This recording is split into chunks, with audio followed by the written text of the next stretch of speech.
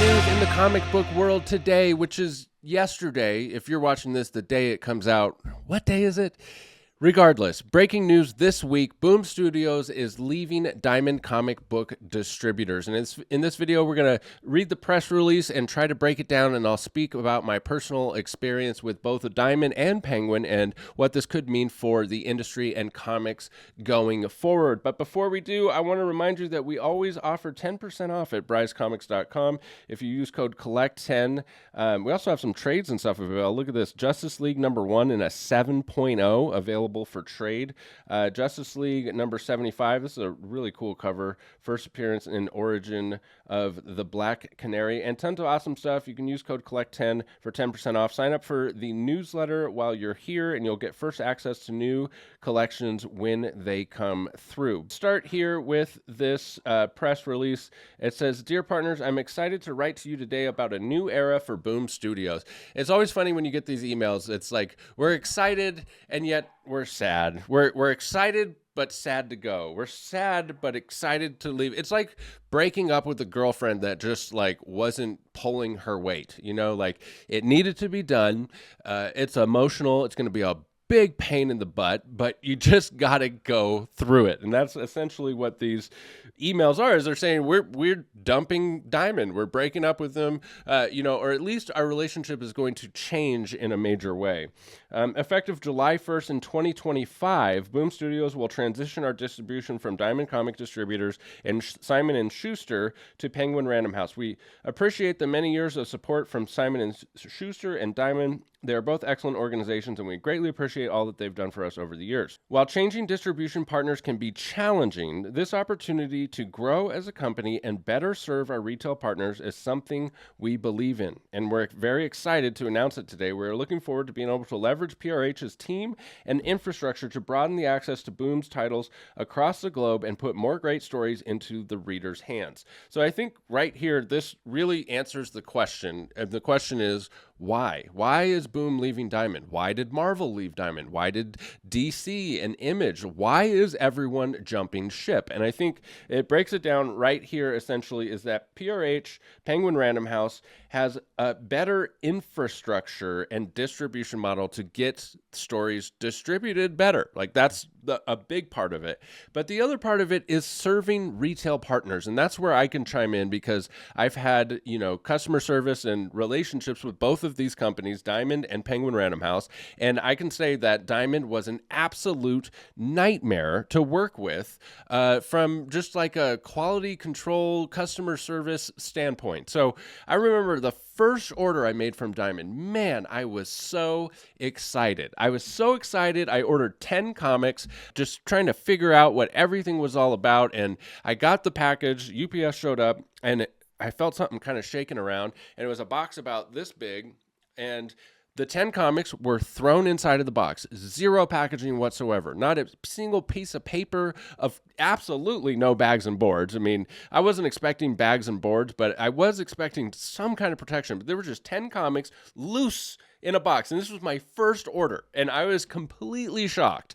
And I called customer service, and I can't believe this. I can't believe this is how you guys ship comics. And she just kind of like, I could hear her rolling her eyes. She's like, let me guess, you want bags and boards? You want your books to be bagged and boarded, right? And I'm like, well, that would be nice, yes, but no, I don't think that you can, on a scale that they distribute comics, bag and board every single book, but certainly not bouncing around. I mean, all 10 of the books were unfit for sale. I couldn't sell a single one. I had to get replacements for all of them, and then the replacements were just damaged. I mean, it was just like, I had a real come to Jesus moment at this point, like, how am I going to make money doing this as one of my ways to make money in selling comics, with new product that is just completely destroyed by the time I get it?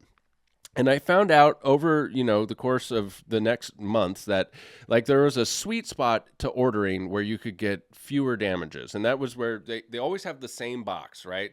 And if you ordered 2 boxes, those 2 boxes came in another box. All right. Every time there's extra boxes, your chances of less damaged books goes up.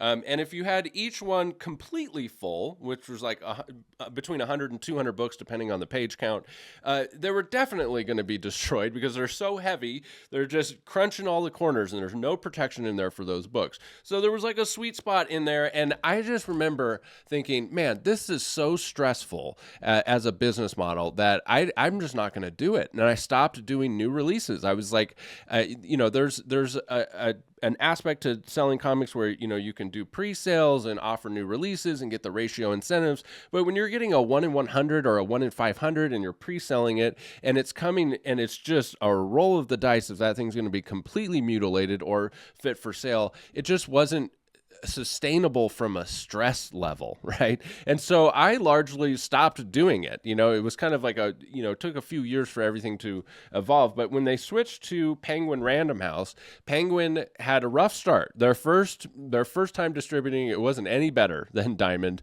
We had the same issues with shipping, but they fixed it immediately. And now, when I get stuff from Diamond, from Penguin Random House, it is so well packed, box in a box with sufficient insulation around each box that it's like almost no damages. And when there are damages, I have never had to do a damage replacement with Penguin Random House. And back when I was using Diamond, it was every single week. And not only that, it wasn't a question of if, it was just how much. Is it the whole shipment or just a few? And so clearly, there was issues with that. And I had other, issues as well, customer service issues. And there's some other examples here that I'll share of some other retailers that just had horror stories. Is Diamond used to charge the shipping to the customer, whereas Penguin has it built into their price. And it's just so much easier to just never have to worry about the cost of shipping with Penguin. But with Diamond, they would charge you and it would go on this week to this week. And it was hard to reconcile and know what you got charged for.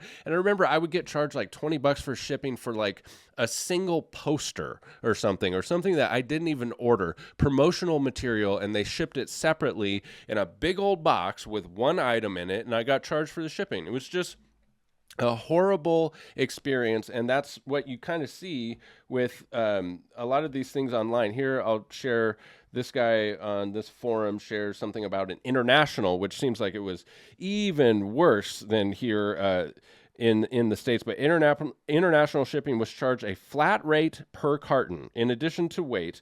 One time he received a shipment and received an additional carton which did not appear to be part of his order and which he was still billed for. Upon opening it, he discovered that it contained a single blade with Diamond's logo, a single razor blade in the box, which was meant to be used to cut open cartons. And he was charged for the shipping and the way.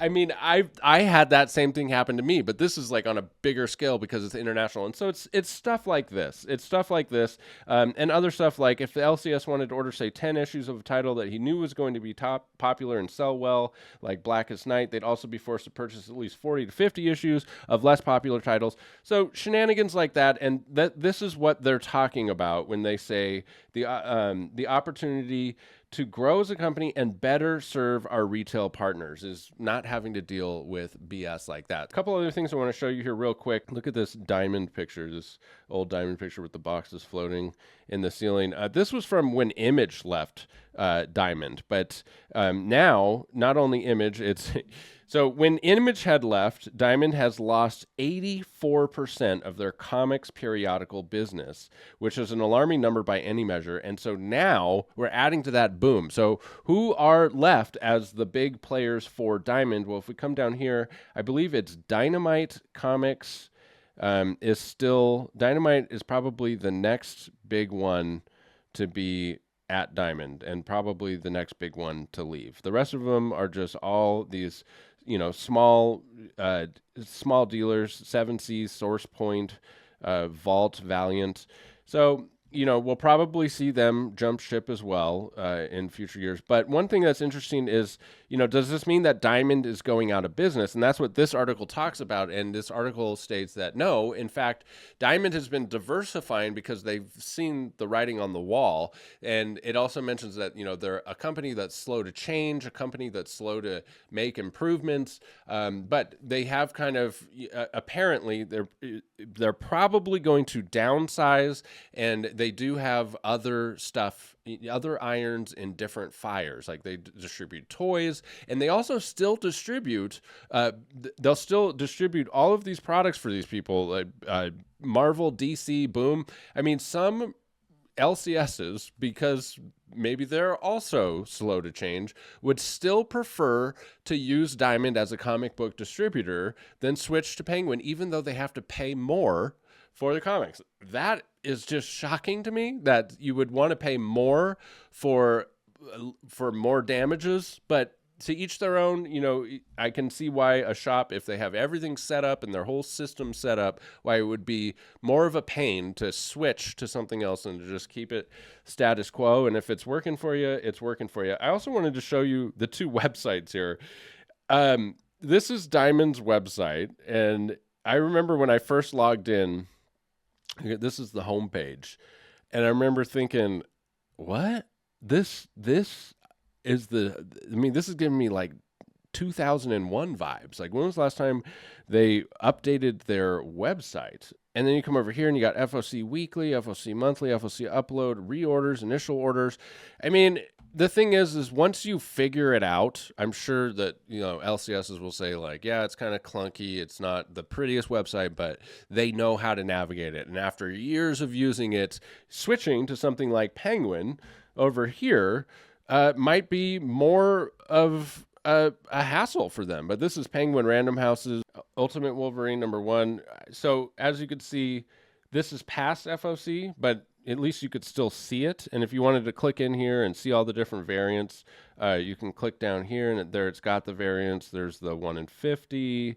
There's the 1 in 100 Liber Mayho. I wish they would have switched those two. But if you come over here to Diamond, if I search FOC Weekly, it just doesn't even show up. Anyways, the point is, this isn't a tutorial on how to use these websites. It's just, the point is, the visual does kind of show you the difference between the two companies. So that's it in a nutshell. Personally, I think more comics into the hands of more people is a good thing. I think less damages is a great thing for retailers. It's easier to run a business.